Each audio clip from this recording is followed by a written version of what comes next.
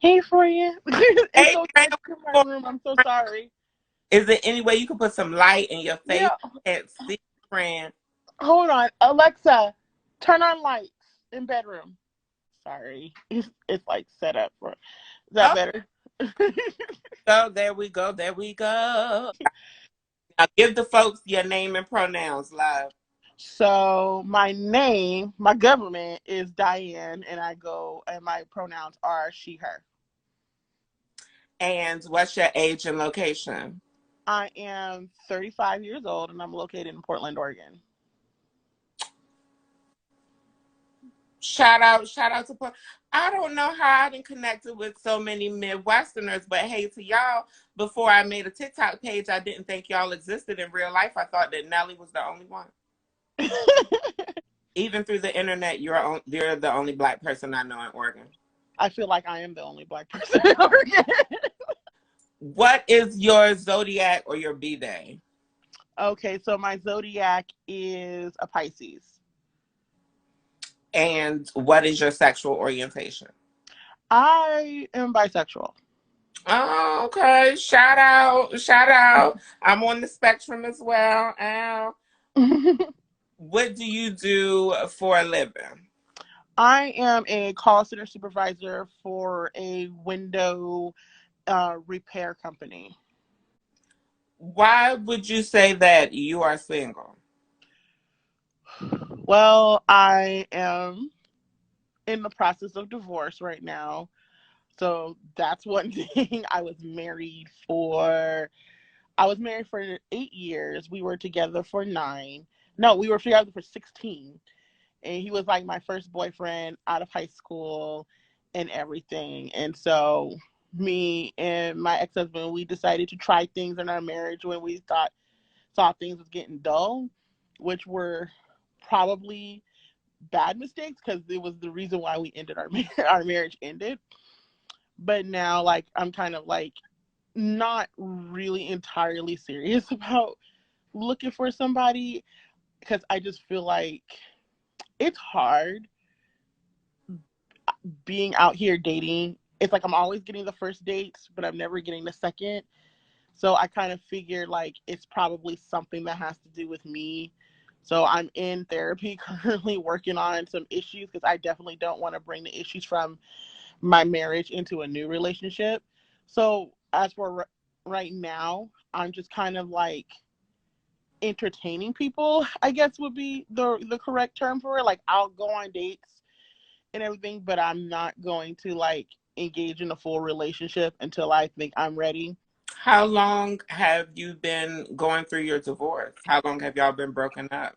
We've been broken up for about a year.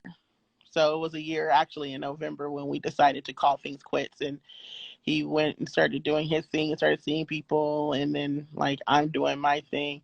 Uh I think a lot of the reason why I'm still single is because I still have a lot of internal work to work out. And I feel like when I talk to men or I talk to people, I am I give off an energy like I'm broken. And the type of men I do attract, for lack of a better word, have been dusty. So, so I mean, hey, it is what it is. Like, and it gives off when I talk to them, it gives off like a predator kind of vibe, like they're trying to like I'm super. I wasn't as careful with my heart before. I don't know if you know, but I just got through dealing with the whole TikTok beef and everything with people. And one of the people that I'm currently beefing with on TikTok, who was someone that I would have given everything to, and he betrayed me in the worst way. So, So, so your TikTok beef was with a romantic interest? yes, one of them. I'm curious, did any of those changes in your marriage involve polyamory or Yes, it did. monogamy? Yes, it did. We and my husband in 2020 decided to go poly, and he started dating people, and I started dating people, and then first of all, I like learned about polyamory, and I feel like when I did, I was learning it from the wrong people because it was not how it's supposed to be. And now that I have a better understanding of what polyamory is and things like that, I think it's beautiful and I think it could work. But I think at the time, I was lacking so much that I was not getting in my current marriage, that I wasn't really secure, that, people preyed on it.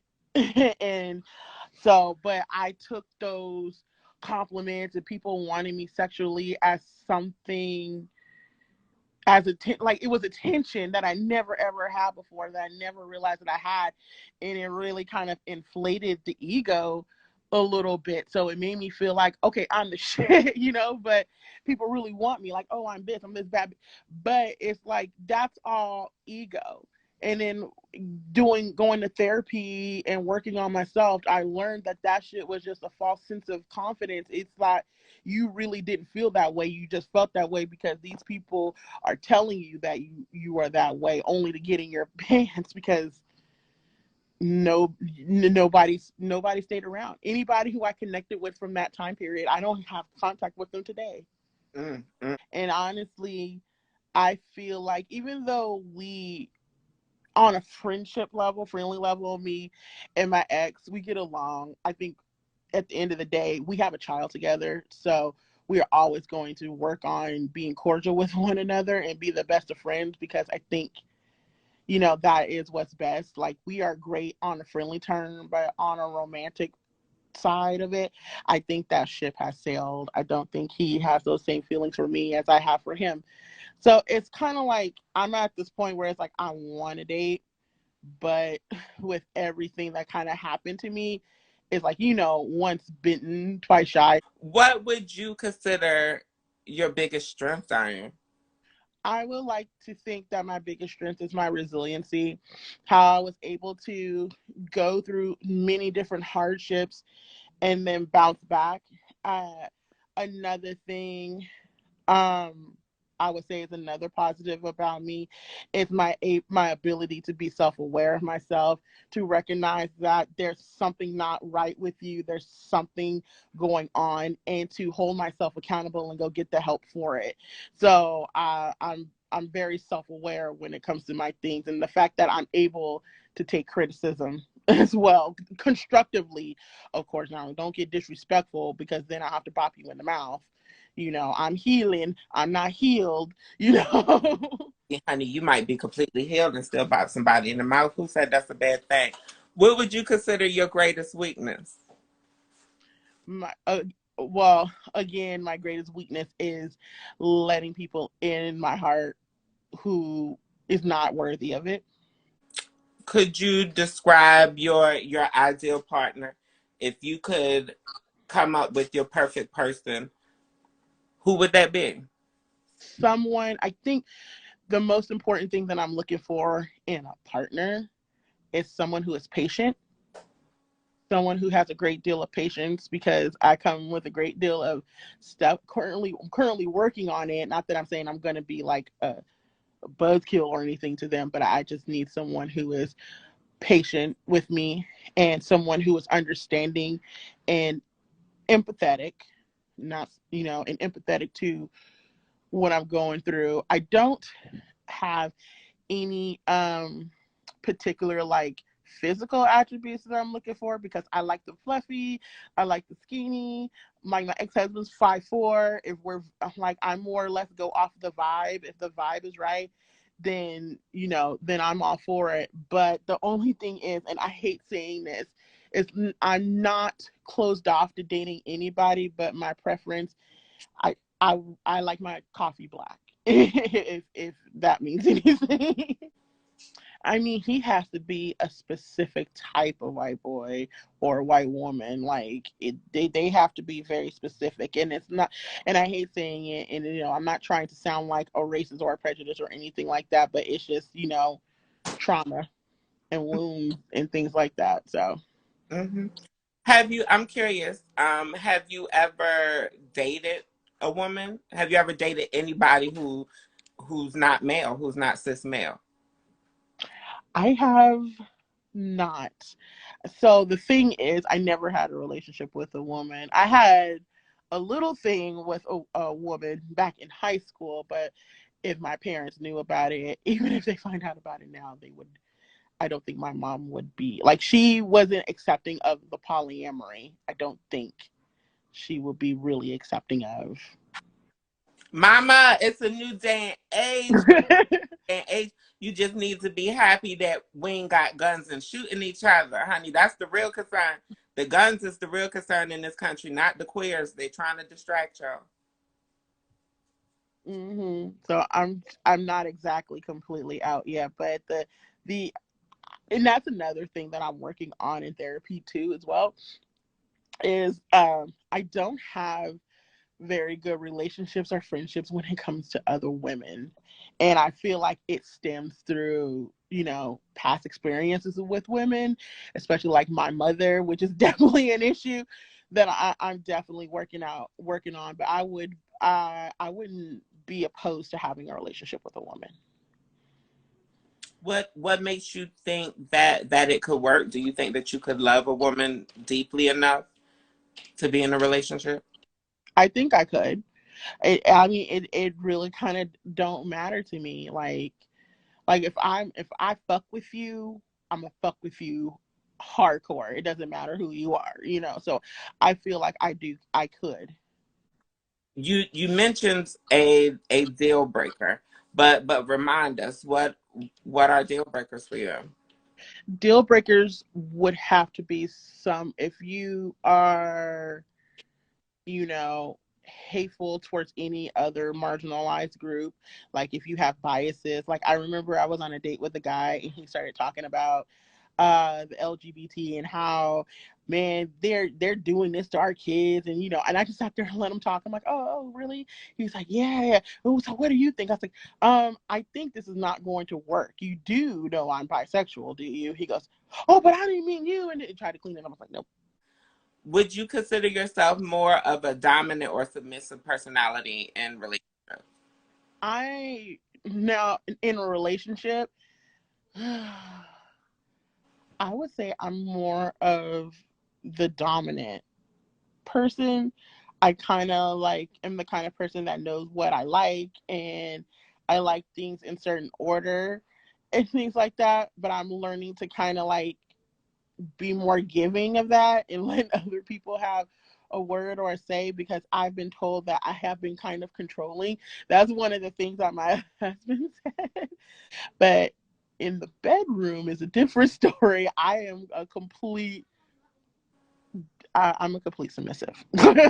Oh, you consider yourself a sub in the bedroom. hmm Speaking of the bedroom, is physical intimacy important to you? Is sex important to you?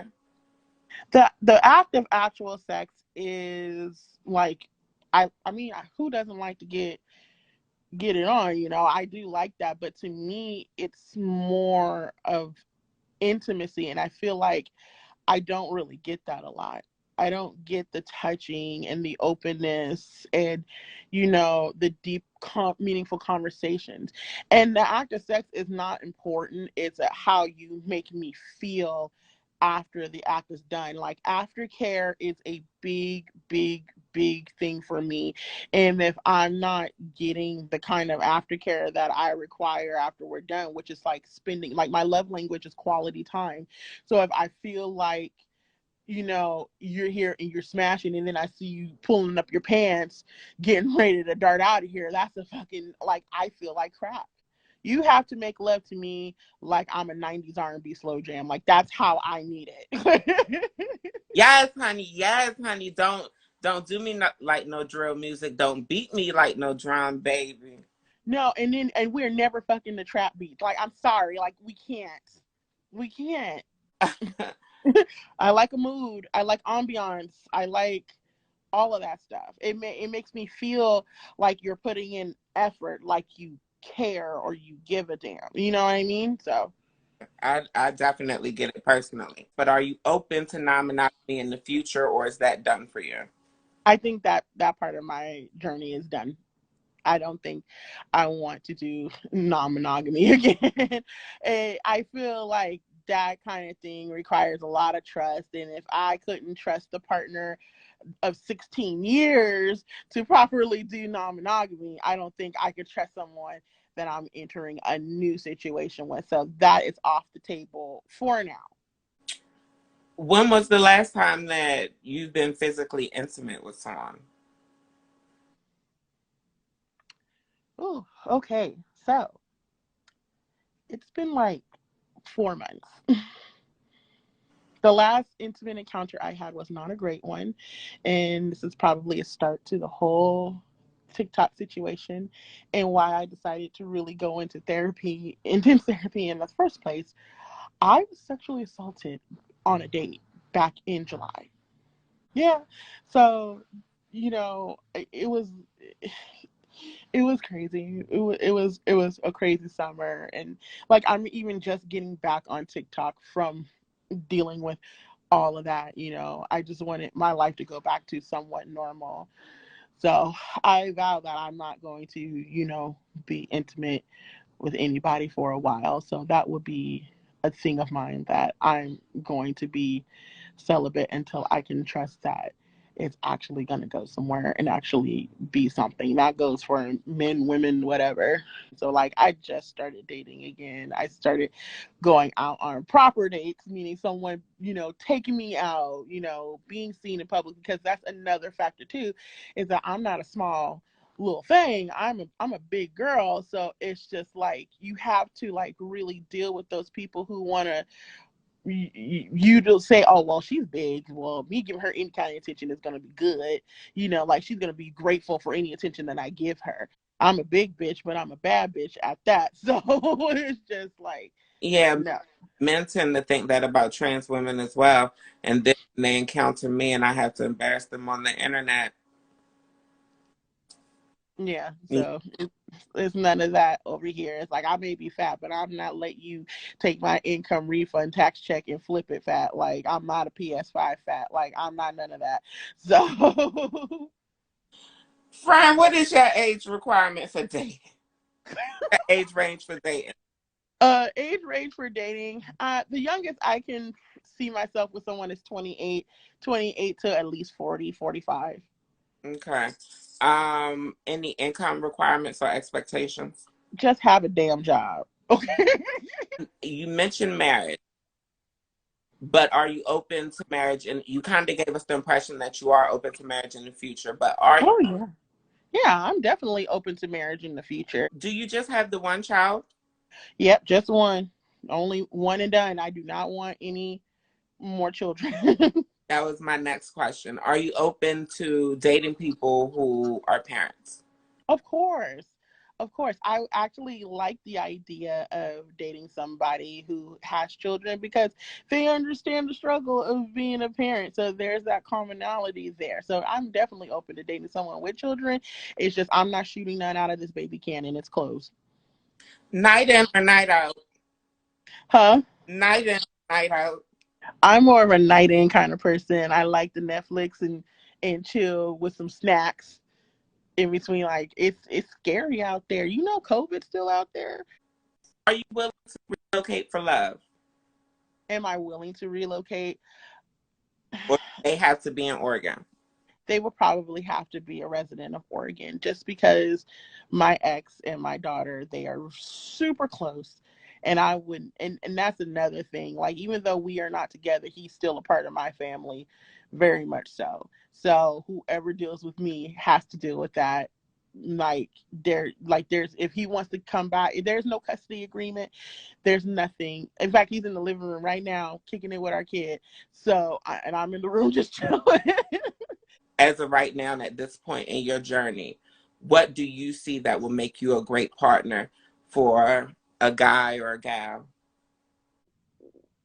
I mean, I feel like I have a lot of qualities I bring to the table. I'm cute as shit. Not right now, but you look at my Instagram, be serving a lot, but I'm a great cook. I'm a good mother. I'm funny. I got a great job. I got my own place. I'm independent. Like and I'm just cute as shit. So it's like, and then it's like also it's just like being like self-aware and like being willing to work on myself and then work on something together with you. Like, I'm the kind of person that's like, if I'm in it for the long haul. That's why I've been married to this fool for like 16 years, putting up with all kinds of shit. You know what I mean? Just to make something work.